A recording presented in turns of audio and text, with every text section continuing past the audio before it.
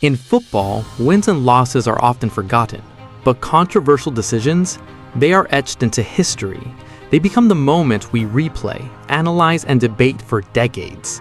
Today, we are diving into one such match, a game that had everything: drama, heartbreak, tears, and a firestorm of controversy that has left the footballing world divided. The match was Argentina versus Egypt in the round of 16, a clash between a world champion and an underdog that had just made history. But the final whistle didn't just signal a winner. It ignited a war of words, accusations of bias, and a global debate about the integrity of the beautiful game. Was it a heroic comeback by a legendary team, or was a fairy tale stolen by a controversial officiating performance? Let's find out. Immediately after the final whistle, the Egyptian camp was furious. Their goal scorer, Zizou, made a bold claim, stating, "The referee was unjust. We were wronged." But it was their legendary coach, Hossam Hassan, who dropped the bombshell. In a fiery press conference, he didn't just blame the referee. He pointed the finger at the highest authority in football. He said, and I quote, "Maybe FIFA wanted Messi and Argentina to stay in the tournament. We were unjustly eliminated for this." These are damning accusations, suggesting that the tournament's integrity was compromised to keep the biggest star in the game. On the other side, you have the Argentine fans, celebrating what they call an impossible comeback, their team performing a miracle to reach the quarterfinals. But the celebrations are being drowned out by a single deafening question. So let's go to the heart of the controversy, the first major talking point. Here you see Mohamed Salah, Egypt's talisman, cutting into the box with the ball under control. He's in a prime goal-scoring position. Then Julian Alvarez comes in. He makes a challenge, Salah goes down. A penalty shout. The Argentine defender didn't win the ball cleanly. At the very least, it looked like a foul. So why wasn't it given? Why didn't the referee even go to the VAR monitor to check? The Egyptian fans, the players, even the coach were screaming for a review. The referee, however, waved play on. Our analysis shows two crucial points. First, Alvarez's initial contact was on the ball. This is a legal challenge. Second, the subsequent contact with Salah's leg was unfortunate but appeared unintentional. It was a tangle, not a reckless or cynical foul.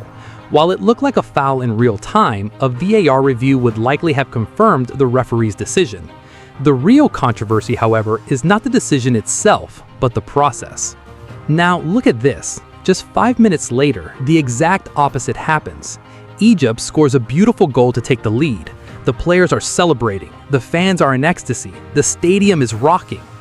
But then the referee is called to the monitor. After a lengthy VAR check, the goal is disallowed. Why? Because the rule states an Egyptian player was deemed to have made a foul in the build-up. Let's analyze this. In this situation, we see the Egyptian player's foot was slightly raised, making contact with the top of the Argentine goalkeeper Martinez's boots. This is a foul under FIFA regulations. It's a clear violation. The system worked here. The referee checked the VAR, identified the foul, and corrected the decision. So here is the big question.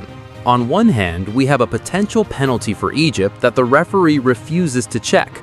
On the other, a goal for Egypt that the referee goes and checks. The officiating process seemed inconsistent. You have to ask yourself, why is the law being applied differently? The Egyptian coach's argument is that FIFA has a vested interest in keeping superstars like Messi and Argentina in the tournament. And it's not just the fans of the smaller team who are saying this. Many neutral viewers are asking the same question. Does the big team always get the benefit of the doubt? Is there a deep-rooted bias in football that favors the elite? To make matters even more dramatic, look at the match itself. Argentina was trailing 2-0. They were down and out. And then in the last 20 minutes, they produced a historic comeback. A team that was almost eliminated and facing a huge upset, but managed to find a way to win. One thing is for sure. The emotion in this game was unmatched. You can see the heartbreak in the Egyptian players' eyes, especially Mohamed Salah. For him, this might have been his last World Cup. This was supposed to be Egypt's historic run to the quarterfinals, and it was taken away from them in the most agonizing way. And then there's the drama of the FIFA president's reactions. His expressions during the match, from looking worried when Argentina conceded to looking relieved when they scored. These are the moments that fuel the conspiracy theories.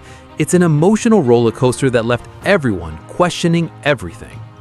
Let's get technical. The disallowed goal was a correct decision under the laws of the game. The player's foot was raised, leading with the studs, which is a clear foul. However, the Salah incident is more complex. The initial contact was with the ball, not the player. The following contact was an unintentional trip. It might not be a foul, but in the context of a World Cup knockout game, with so much at stake, it's a decision that is far too easy to scrutinize. The core of this controversy isn't just the decisions themselves, but the process, the inconsistency in the application of the VAR. If the same standard was applied to both decisions, we wouldn't be having this conversation. But it wasn't. The result leaves a bitter taste in the mouth of every neutral fan. So, what is your opinion? Was this a clear case of injustice? Was it a fair result based on the laws of the game? Or was it just a bad night for the officials? Let us know your thoughts in the comments below. If you're a fan of Mohamed Salah and you feel for Egypt, hit that like button. And if you believe Argentina and Messi deserve to go through, make sure to subscribe for more content just like this. This debate is going to rage on for years. Until next time, stay healthy, stay happy, and keep the beautiful game beautiful. Goodbye.